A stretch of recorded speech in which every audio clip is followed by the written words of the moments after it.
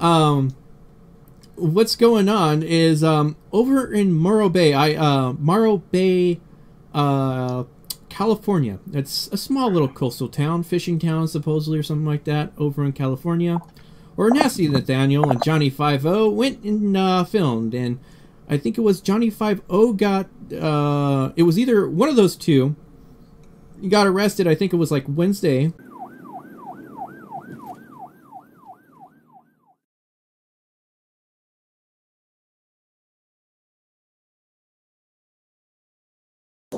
You just walked into our office, and filming the inside of our office is a violation of the penal code. It's a public lobby, though. It's open to the public. But let me tell you, once you pass beyond that threshold, you're not allowed to photograph in there. That's the same as photographing inside of a jail or an election office. From a public area, though, I've photographed the lobbies of many police stations. Like I was just at the Los Altos Sheriff's Station. Nate, it's a misdemeanor crime to do that. Nate. Okay. So here's what we'd like to do, Nate. We'd like to get your identification, identify you, and then see what the hell's going on here. Okay. Now what's your middle and last name? I don't want to give that information, sir. I haven't. I'm saying, Nate, it is a violation of the penal code to photograph the inside of that office. Nate, and you did it, okay? But it's a public lobby, Relax. though. Here's what I'm gonna do. But you photographed the inside, and that is a misdemeanor crime. And Nate, here's one of the main things. What's the code on that? Listen, I don't know the penal code off the top of my head. Yeah. So Nate, here's a real concern I have. You're filming the back of the police station where I have an officer safety concern for my officers. Mm-hmm. In a lot of towns, we have people all the time, and we're not accusing you of this, but may not have the best intentions as far as officers.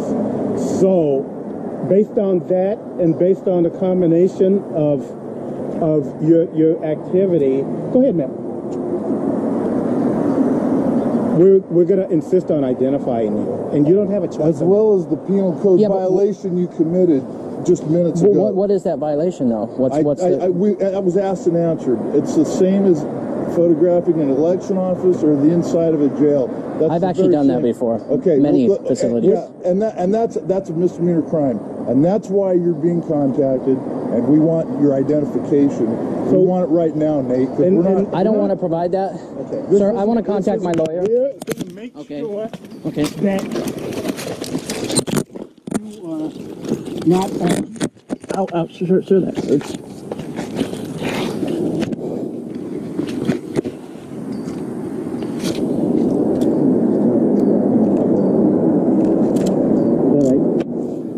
Let's take his pack off. Yeah. Once.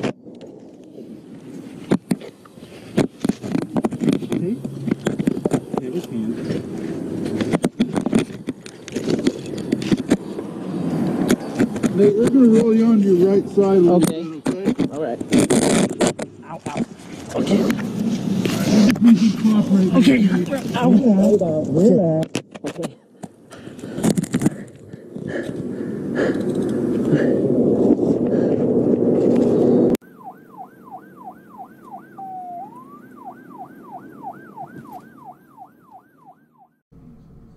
And hauled into the police station for filming inside the lobby, and the police are stating that it's illegal to film inside the lobby of the police station, and that threw up a huge hoopla. So those two returned the following day, and this is the funny part.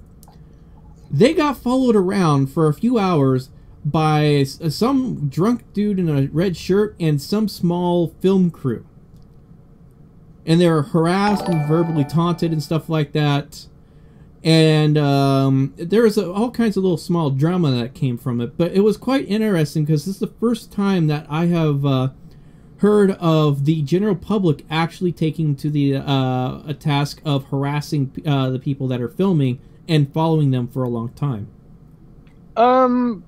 Believe it or not, when you cop watch quite often, when you're actually out filming the police encounters with the public, I've had what I call cop suckers, you know, people that like the taste of police boot leather, follow me around. I've had people slap at my cameras. I've had people when I'm filming the police arrest someone, like, you know, hit me in the ribs. I've been spit on. I've been kicked. It's my experience that a lot of these people feel a need to protect their captor. You know, there's this cultural Stockholm syndrome that most Americans have that I find disturbing. And I've actually had more problems with citizens offended that I'm filming the police than from police over the years that I'm doing this. And I'm just throwing that out there. That's just my life experience, you know.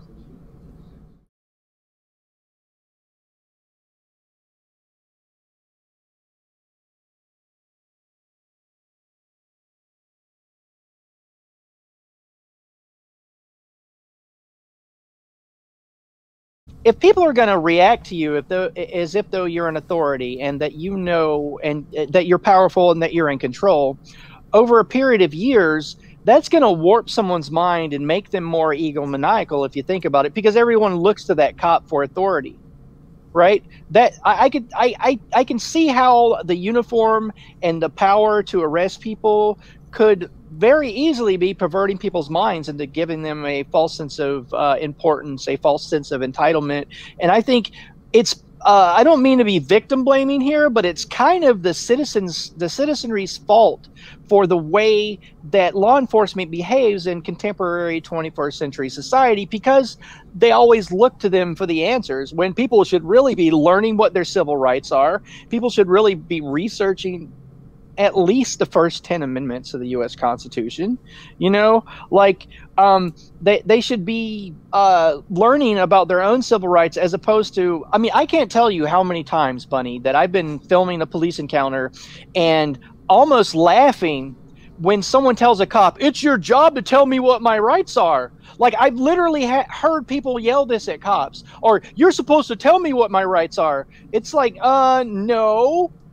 And I'm thinking in my head, what I'm laughing is like, no, it's the cop's job to try to enforce laws that he believes that he's observed, that he has reasonable articulable suspicion that a crime has been committed, and that he could question you only about that issue. But so many times, more often than not, people are looking to cops for answers as if though it's the cop's job. It's not. No, the cop's job is to try to collect data for the prosecutor to get you hemmed up for as long as possible.